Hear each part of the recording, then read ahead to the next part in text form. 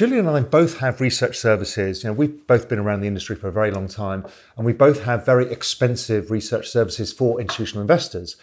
And we realized that retail investors or less experienced investors were just not getting the quality of product that the institutional investors were. And part of the ethos of Real Vision is democratizing financial information.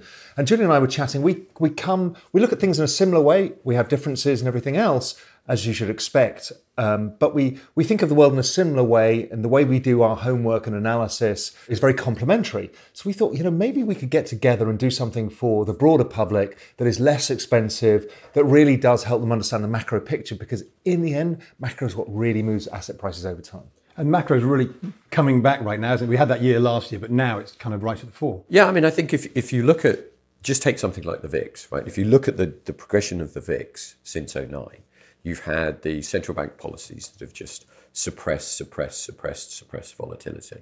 And yet, within the last year, we've started to see these little breakouts. And that is as central banks are getting more confident that they finally reached some sort of escape velocity in the broad underlying economies. We'll see if that's correct. But the point is that's finally unleashing some of those macro trends that we can start to play. And having been suppressed to this degree, I think things are getting really, we're just starting, you can taste it. I mean, I was on the road recently and clients, no one wanted to say macro's back because no one wanted to jinx it. But there's definitely that sense. My view has always been, and I've mentioned many, many times, is that suppressed volatility eventually leads to hypervolatility. Yeah. And that hypervolatility tends to be the macro time in the sun.